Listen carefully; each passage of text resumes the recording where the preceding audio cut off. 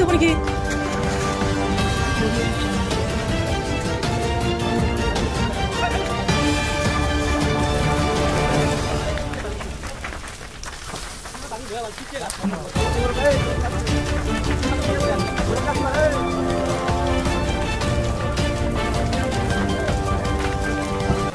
ঘটনাটো হোৱাৰ পাছতে আমি মানে গম পাইছোঁ আৰু পাছত আহি চাওঁ যে নাই ইয়াত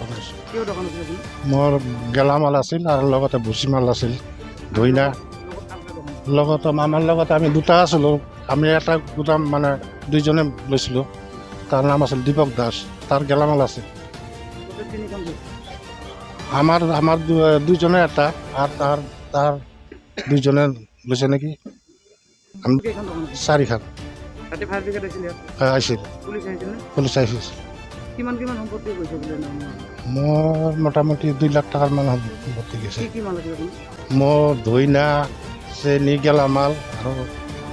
মাহৰ দালি আছিল আৰু ঘাটা আছিল মানে এভৰিথিং আৰু গেলামালৰ সৈতে মানে ভুচিমালৰ দোকান আৰু যিটো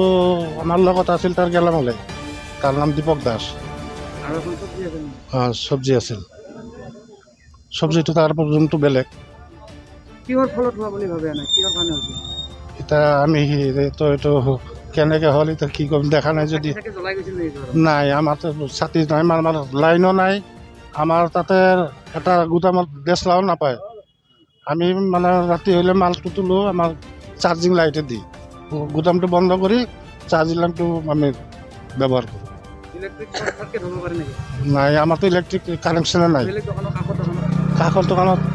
চাইডৰ দোকান ইফালে থাকিব পাৰে কিন্তু আমাৰ নাই ৰাতি 10টা-11টামান বজাত সেনেকৈ মই গম নাপাওঁ ফোন অহাৰ পাছতে মই এতিয়া আহিছোঁ দোকানত আহি চাওঁ আপোনাৰ দোকান আছে মোৰ দোকান এখন আছে আৰু কাৰ আছে দোকান আৰু ইয়াৰ বন্ধু বনজিৎ দাসৰ আছিল আৰু আশুনাথ আৰু দীপক দাসৰ আছিল তিনিখন আছে কিহৰ দোকান দোকান হ'ল চব্জিৰ দোকান আৰু এখন হ'ল তোমাৰ গেলামাল এখন হ'ল গেলামাল ভুচিমালৰ দোকান ফায়াৰ ব্ৰিগেড আছিল না ফায়াৰ ব্ৰিগেড এখন আহিছিল পাছত নুমাইছে কিমানমান টকাৰ মোটামুটি ধৰক 80,000 টকাৰ আছিল চব আৰু বাকীবিলাকত পুলিচ পুলিচ আহিছিল না পুলিচে আহিছিল পুলিচে চব ৰিপৰ্ট লেখি লৈ গৈছে নাম লেখি লৈ গৈছে মোবাইল নাম্বাৰ লৈ গৈছে